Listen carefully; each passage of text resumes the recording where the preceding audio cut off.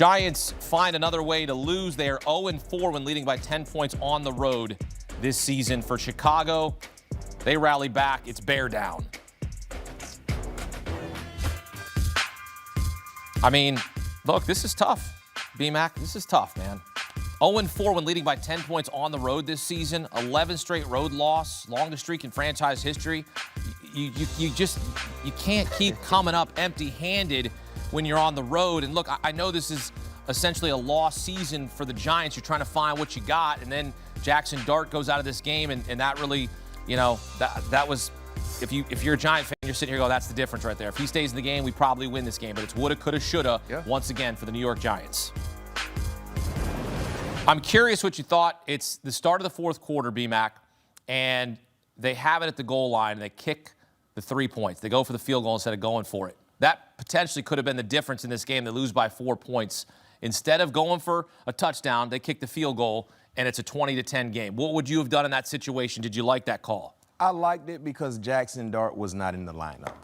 When you don't have Jaxson Dart in the lineup and you decide to go for it in that scenario, your playbook is limited. With Jaxson Dart, the entire playbook is open in terms of the RPO game, his ability to improvise on the fly with his athleticism. Heck, we saw him doing that, 3 quarters before he exited with that concussion. So when you have Russell Wilson, who's a bit cold, if I'm a defender and you go for it, I know he's not running the football. I know he don't want to run the football. So now we limit what we could see. I like taking the points, but this has just been the consistent trend with the Giants, the inability to finish ball games. And like I said earlier, a bad team will find a way to lose a ball game.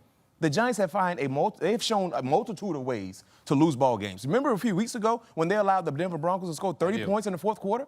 Now, we just jumped on the Jacksonville Jaguars, but a case study needs to be done on that, how you allow 30-plus points in the fourth quarter. They're a bad team. They showed it. And for Chicago, even though it was a bit dicey, you could not afford to lose this ball game. Melvin, you know what I mean? And they found a way to win. The Giants have been outscored 115-68 in the fourth quarter this season. So you think that's players or you think that's coaching? Ooh. What do you think? That got to be coaching. Ain't no seat hotter than the one he in. Look, for everything that you just said, B-Mac, that's the reason why the Giants have to go for it on 4th and 1. Because they go out there and then they kick. There were too many men on the field for the Bears.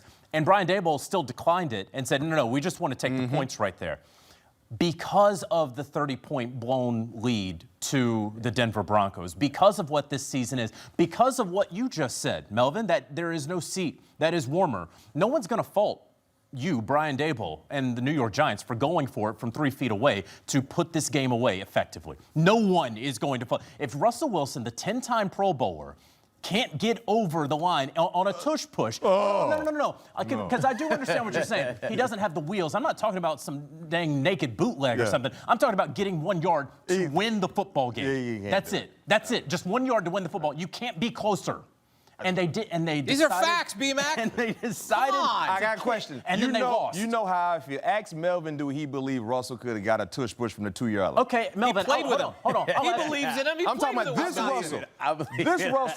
This Russell, who was cold on the sideline. Whether it's Russell or Devin Singletary or Tyrone Tracy. I get your point. Whomever. You're not wrong. I know I'm not wrong. You're not wrong. You're not wrong.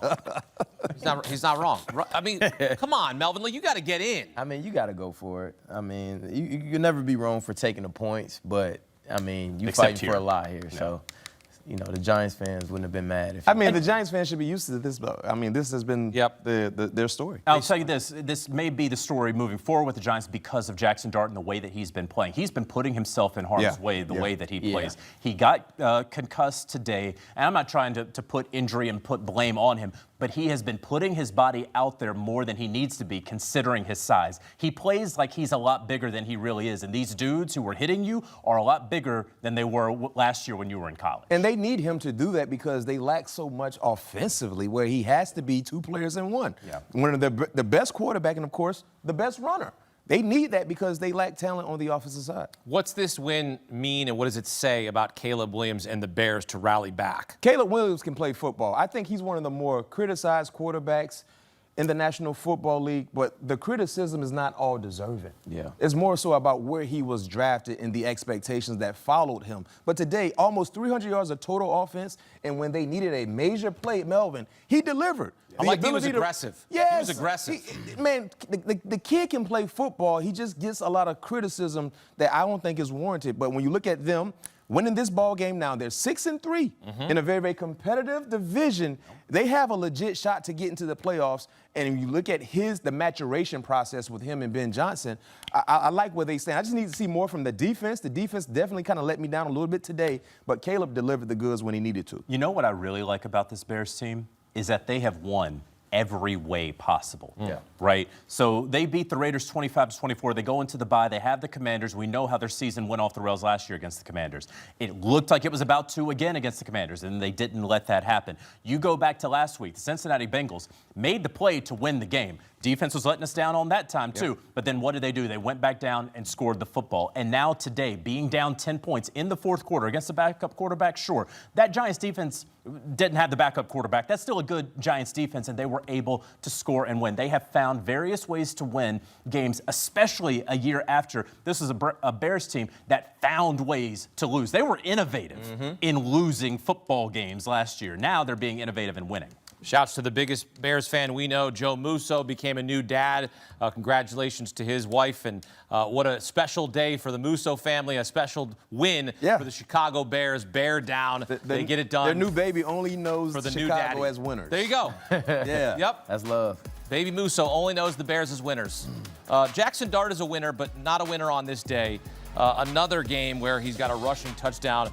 Most consecutive games with a rushing touchdown since 1970. Jaxson Dart with 5, eclipsing Cam Newton. And look, we hope that Jaxson Dart is A-OK. Suffered the concussion, unfortunately, for the Giants. Their 11th straight road loss, the longest streak in franchise history.